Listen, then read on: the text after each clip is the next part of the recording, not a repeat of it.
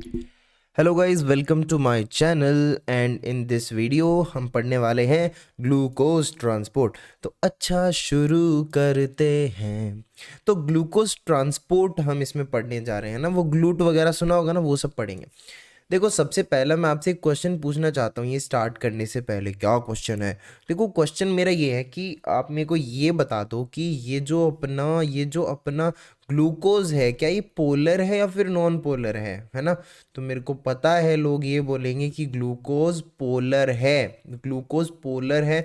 अच्छा, मैं इसका रीज़न भी पूछूंगा तो वो ये बता देंगे कि भाई साहब ग्लूकोज है कार्बोहाइड्रेट, और जो कार्बोहाइड्रेट होते हैं वो पोलर ही होते हैं।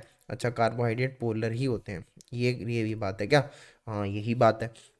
All carbohydrates are polar in nature. अब एक चीज सोचो कि ग्लूकोज है पोलर और हमारी जो सेल मेम्ब्रेन है वो है नॉन पोलर।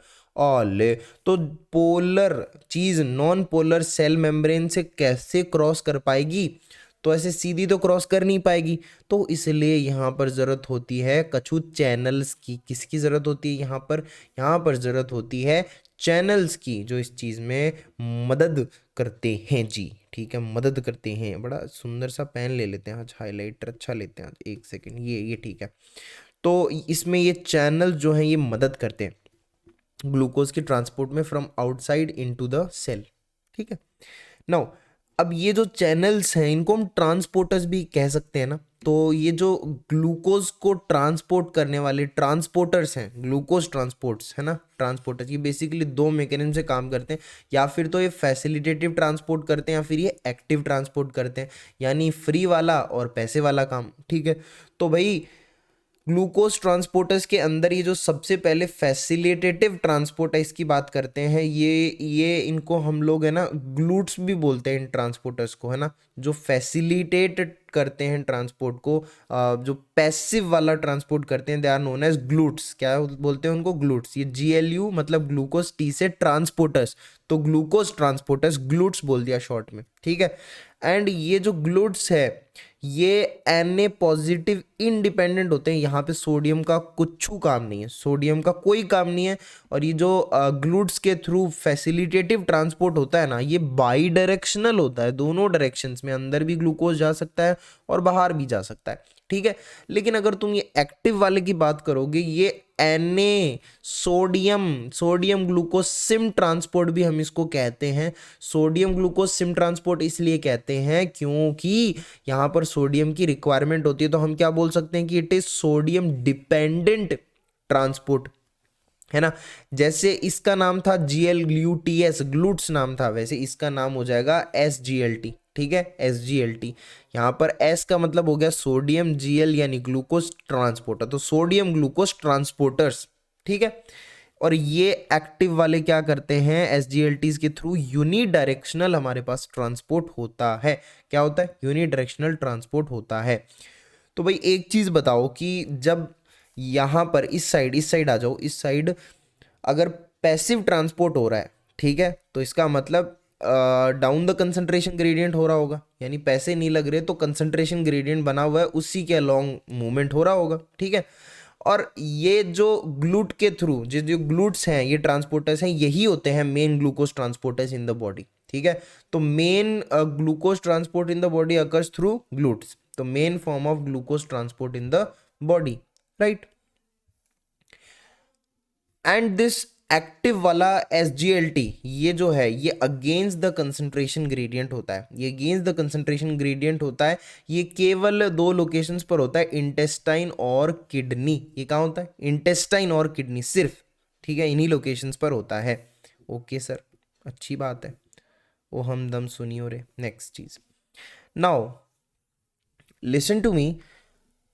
एक बात मैंने अभी बताई आपको कि ये जो पैसिव ट्रांसपोर्ट है, ये फैसिलिटेटिव जो ट्रांसपोर्ट है थ्रू ग्लूट्स, है ना, ये बाई डायरेक्शनल होता है। इसका मतलब ग्लूकोज अंदर आ जाता है और ग्लूकोज बाहर भी जा सकता है।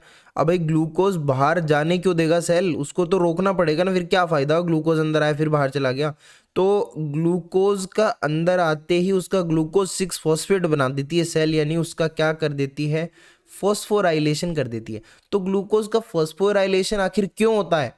टू एंट्रैप द कार्बोहाइड्रेट, यानी कार्बोहाइड्रेट को एंट्रैप करने के लिए, ठीक है। कार्बोहाइड्रेट का हम फॉस्फोराइलेशन करते ही इसीलिए हैं ताकि उसको एंट्रैप करा जा सके। ओके, नेक्स्ट चीज, अब हम है ना इंटायरली एक बार ये इसकी बात कर लेते हैं, एक बार हम बात कर लेते हैं एक्टिव SGLT ट्रांसपोर्ट की, जो सोडियम डिपेंडेंट होता है और जो यूनिडायरेक्शनल होता है, इसकी बात करते हैं। ये अगेंस्ट द कंसंट्रेशन ग्रेडियंट होता है, पॉइंट नंबर 1। नेक्स्ट पॉइंट ये हो गया कि ये इंटेस्टाइन और किडनी है वहां पर प्रेजेंट होता है, वहां पर होता है मेनली।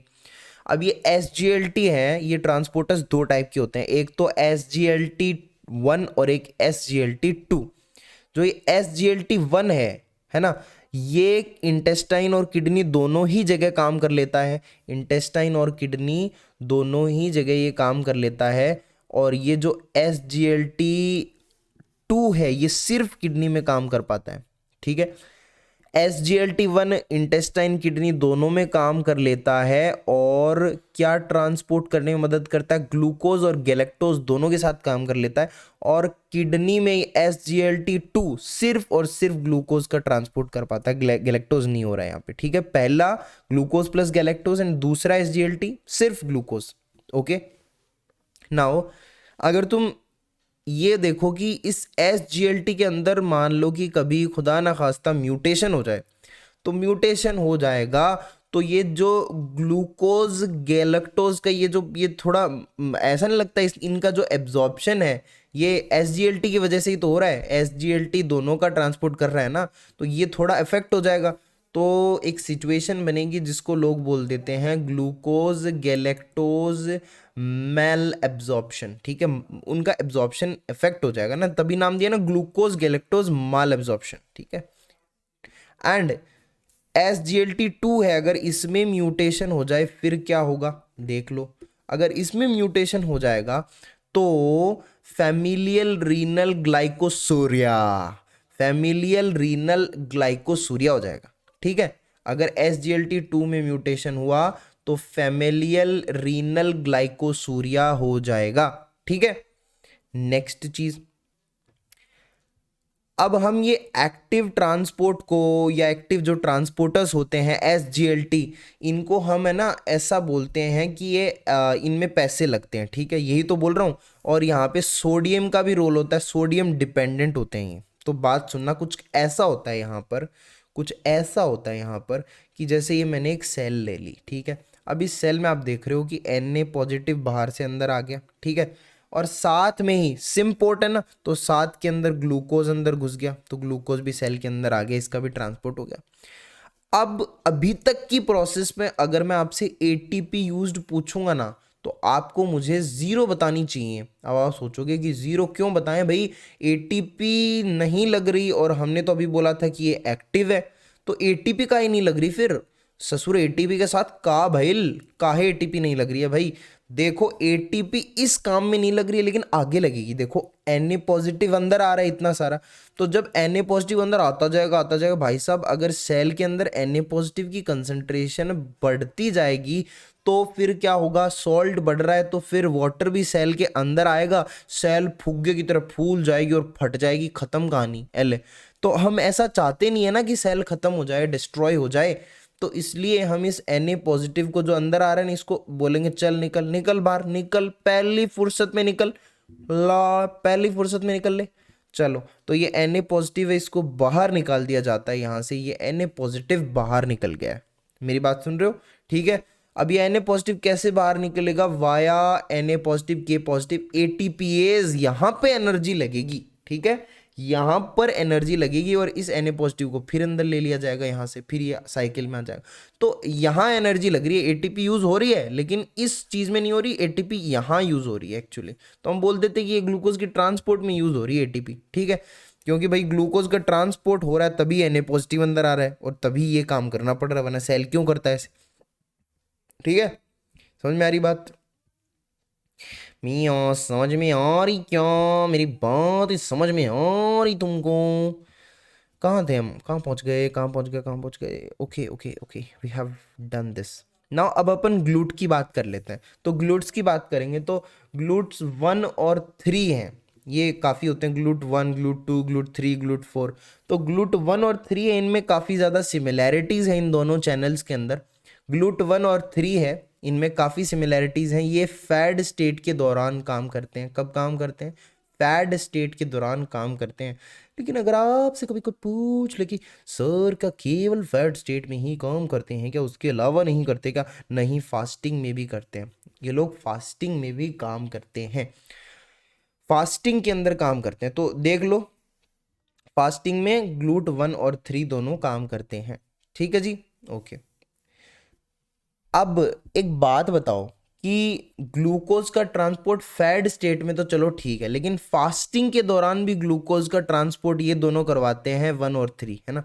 इसका मतलब समझो कि जरा ऐसा कौन सा ऑर्गन है जिसको चाहे फैड स्टेट हो चाहे फास्टिंग स्टेट हो, इट नीड्स ग्लूकोज, उसको ग्लूकोज चाहिए चाहिए। ठीक है, तो वो बड़े वाइटल वाले जो ऑर्गन्स है ना, उन तक ये वहां पर होता है, ये GLUT1 और 3 वहां ये ग्लूकोज का ट्रांसपोर्ट करता है।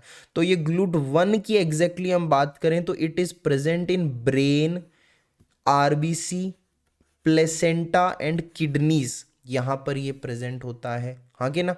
नेक्स्ट चीज, और when you talk about this when you talk about this 3, ये ब्रेन, प्लेसेंटा, तीसरा 3 वाला ब्रेन में प्रेजेंट होता है, प्लेसेंटा में प्रेजेंट होता है और किडनीज में प्रेजेंट होता है।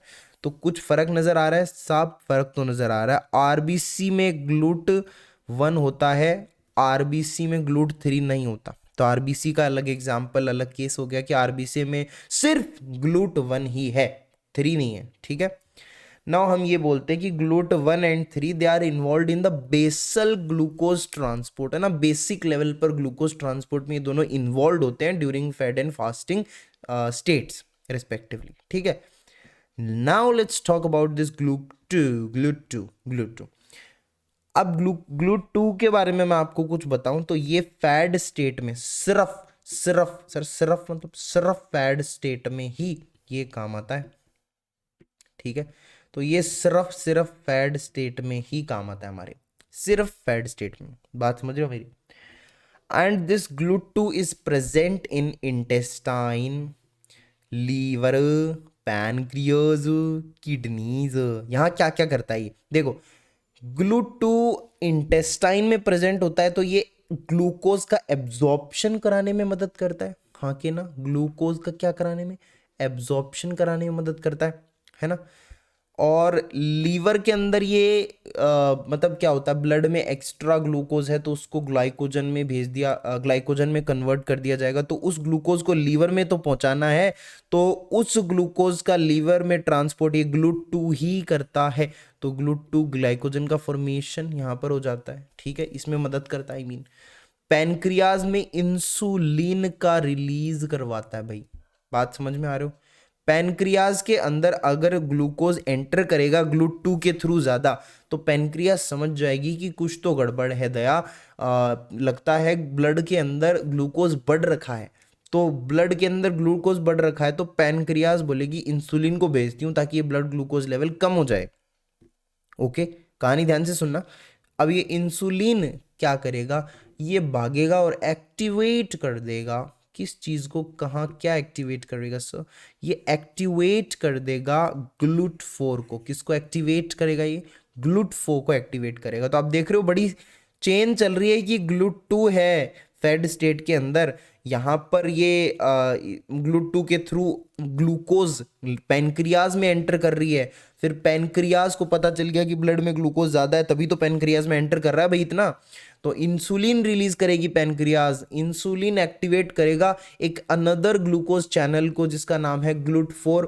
ठीक है, अब GLUT4 की अलग कहानी हो जाएगी ना कि GLUT4 है फॉर एग्जाम्पल। GLUT4 कहाँ होता है मैं समझाता हूँ। ये ब्लड है, ठीक है, ब्लड में ये मैंने डॉट डॉट कर रखे इतने सारे, ये हैं ग्लूकोज के मॉलिक्यूल्स। ठीक है, जो प्रेजेंट हैं हमारे ब्लड के अंदर, फैड स्टेट के अंदर ब्लड में प्रेजेंट हैं ग्लूकोज के मॉलिक्यूल्स, फैड स्टेट में। ठीक है, अब क्या होगा भाई, इतने सारे ग्लूकोज मॉलिक्यूल्स हैं और ब्लड के जस्ट ब्लड वेसल के साइडों में ये होते हैं peripheral cells, peripheral tissues present होते हैं। तो भाई इनको ग्लूकोज की जरूरत है, तो ब्लड से ये ग्लूकोज ट्रैवल करके थ्रू दिस मेम्ब्रेन यहाँ पहुंच जाएगा। तो ये चैनल के थ्रू ट्रेवल करेगा, यही चैनल्स है ना, यही है GLUT4, ठीक है, यही GLUT4 है, ठीक है ना। एंड ये जो GLUT4 है फिर ये कहाँ प्रेजेंट है, ये प्रेजेंट है भाई स्केलेटल मसल्स के अंदर। ये ट्रांसपोर्टर कहाँ प्रेजेंट है, स्केलेटल मसल्स के अंदर, कार्डियक मसल्स के अंदर, एडिपोज टिश्यू के अंदर। अब देखो स्केलेटल मसल और कार्डियक मसल में तो इसके थ्रू जो ग्लूकोज आएगा that will convert into glycogen and उसको बाद में यूज कर लिया जाएगा, ठीक है। एंड एडिपोज टिश्यूज के अंदर ये फैट में बदल जाएगा, है ना, ग्लूकोज। एंड आपको पता है कि कार्बोहाइड्रेट तो फैट में बदल सकता है लेकिन फैट कार्बोहाइड्रेट में नहीं बदल सकता। This is very important point. ऐसा नहीं बोलूंगा कि इस फैट का फिर ग्लूकोज बना लिया जाएगा, राइट। नेक्स्ट चीज, ओके इतना समझ में आया। नाउ एक आप अगर फैट स्टेट में एक नॉर्मल फिजियोलॉजी देख रहे हो तो आप ध्यान से सुनना, मैकेनिज्म क्या हो रही है, मैकेनिज्म क्या हो रही है, ध्यान से सुनना। सबसे पहले फैट स्टेट के अंदर GLUT2 है वो ओपन होता है फर्स्टली, ठीक है, देख रहे हो, ये मैंने बोला था अभी कि फैट स्टेट के अंदर GLUT2 ओपन होता है, ठीक है, नॉर्मली ये चीज़ होती है। अब GLUT2 ओपन होगा, उससे जो ग्लूकोज ट्रांसपोर्ट होगा वो जाएगा पैनक्रियास। तो GLUT2 से ट्रांसपोर्ट होकर के थ्रू ट्रांसपोर्ट होकर के ग्लूकोज पैनक्रियाज में जाएगा। ये देखो मैंने अभी भी बताया था कि GLUT2 से जो ग्लूकोज ये कहाँ प्रेजेंट होती है, इंटेस्टाइन में, लीवर में, पैनक्रियाज। तो एक बार पैनक्रियाज की बात कर लेते हैं। तो पैनक्रियाज में जाएगा, फिर पैनक्रियाज इंसुलिन रिलीज करेंगी, इंसुलिन GLUT4 को एक्टिवेट करेगा, GLUT4 फिर अपना हाइपोग्लाइसेमिक एक्शन दिखाएगा। तो हम ये बोल सकते हैं कि this insulin helps GLUT4 in its hypoglycaemic action, ठीक है। तो हाइपोग्लाइसेमिक एक्शन का मतलब ब्लड ग्लूकोज लेवल को कम करना, hypoglycaemia, that is known as hypoglycaemia, right. तो ये कौन करता है, GLUT4। तो इंसुलिन GLUT4 से ये काम करवाता है, बात सही है। लेकिन अगर हम डायबिटिक पेशेंट्स की बात करें तो डायबिटिक पेशेंट्स में इंसुलिन की तो कमी होती है। तो इंसुलिन अगर अवेलेबिलिटी नहीं है, कम है अवेलेबिलिटी, तो GLUT4 एक्टिवेट नहीं होगा। अब GLUT4 एक्टिवेट नहीं होगा तो GLUT4 क्या है एक्चुअली, एक ट्रांसपोर्टर है ना। GLUT4 एक ट्रांसपोर्टर ही तो है जिसके थ्रू ग्लूकोज जो है वो ट्रेवल कर रही है, राइट।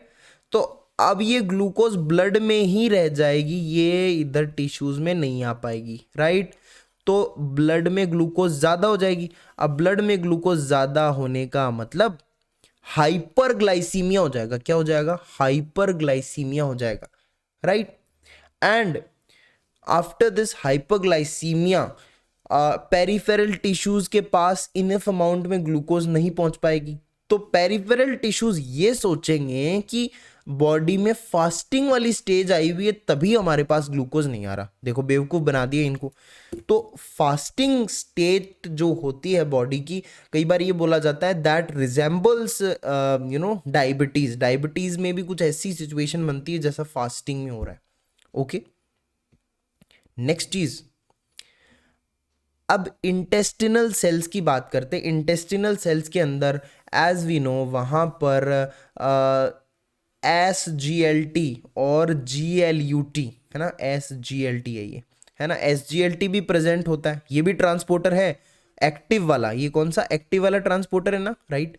और GLUT2 भी प्रेजेंट है इंटेस्टाइन में, देखा था ना एब्जॉर्प्शन में जो मदद करता है, ये भी प्रेजेंट है and it is passive facilitated, right.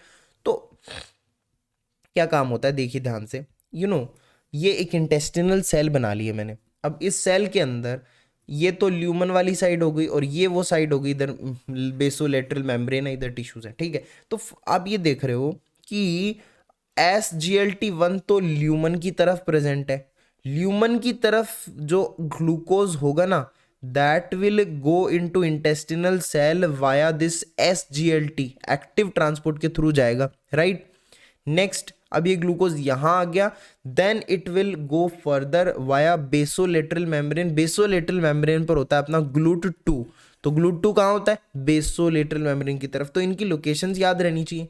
तो ये बेसोलेटरल मेम्ब्रेन की तरफ GLUT2 है, यहां से फिर ग्लूकोज निकल के फिर आगे ब्लड में चला जाएगा। नेक्स्ट आगे बढ़ते हैं। अच्छा अब एक चीज बताओ किडनी की बात करते हैं, हम किडनी की बात करते हैं, किडनी है ये, किडनी सेल है एक, ठीक है। अब यहाँ पर एक साइड तो ल्यूमन हो जाएगा, एक साइड यहाँ पर होगा बेसोलेटरल मेम्ब्रेन वाला। सेम थिंग है, सेम थिंग है यहाँ पर भी कि जो बेसोलेटरल मेम्ब्रेन है, let me change a pen, कुछ थोड़ा यूनिक पेन ले लेते हो जो यहाँ पे यूज नहीं हुआ। देखो, तो जो अपनी ये बेसोलेटरल मेम्ब्रेन है, इस पर तो ग्लूट 2 प्रेजेंट है, ये याद रख लो, पीछे भी ग्लूट 2 ही प्रेजेंट था, यहाँ भी ग्लूट 2 है, ओके। तो बेसोलेटरल मेम्ब्रेन पर ग्लूट 2 प्रेजेंट है, और ल्यूमन की तरफ जो ग्लूकोज है that will come inside renal tubules, renal ये किडनी की सेल में आएगा via Na positive glucose symport, ठीक है। Na पॉजिटिव ग्लूकोज का सिम्पोर्ट होगा वही एक्टिव वाला, ठीक है। यहां पर ये कौन सा ट्रांसपोर्टर मैंने ये जो गोला बनाया, इट इज विच ट्रांसपोर्टर, ये कोई ना कोई एक्टिव होगा जरूर, क्योंकि यहाँ पे Na पॉजिटिव डिपेंडेंट प्रोसेस हो रही है। Na पॉजिटिव डिपेंडेंट प्रोसेस होती है तो हम बोलते हैं कि एक्टिव ट्रांसपोर्ट होता है, राइट। तो एक्टिव वाला ट्रांसपोर्ट है, एंड SGLT1 और 2 दोनों में से कोई सा भी हो सकता है, दोनों करते हैं, ठीक है। तो ये यहां पर हमारे पास अंदर की साइड आ जाएंगे, ठीक है। अब रीनल ट्यूब्यूल्स में जो ग्लूकोज आ गया है, अब ये जब फर्दर ब्लड में जाएगा थ्रू दिस बेसोलेटरल मेम्ब्रेन, तो यहां पर इसको मिल जाएगा GLUT2, तो ये ट्रांसपोर्टर के थ्रू ग्लूकोज फिर आगे फर्दर ब्लड में चला जाएगा। तो आप ये चीज समझ में आ रही है आपको, है ना। और साथ साथ में ये एक्टिव भी तो है ना, यहाँ पर ये देखो एक्टिव चीज हो रही है, तो एटीपी भी कहीं खर्च हो रही होगी, तो वो कहाँ हो रही है, तो ये Na पॉजिटिव जो अंदर आ रहा है, इसको बाहर निकालना पड़ेगा। तो ये जो है ये बाहर निकलेगा via this Na positive K positive sodium potassium pump, यहाँ पर एटीपी लगेगी, ये पोटेशियम अंदर घुस गया, सोडियम बाहर निकल गया। So this is the basic thing, है ना। तो ये हमने ग्लूकोज का ट्रांसपोर्ट कैसे होता है सेल के अंदर, इसमें ग्लूट वगैरह पढ़े हमने, है ना, SGLT पढ़ा, एक्टिव और पैसिव दोनों टाइप के ट्रांसपोर्टर्स हमने पढ़े, ठीक है। तो इस वीडियो के लिए सिर्फ इतना ही, मिलते हैं नेक्स्ट वीडियो में with a new topic, till then take care, bye bye.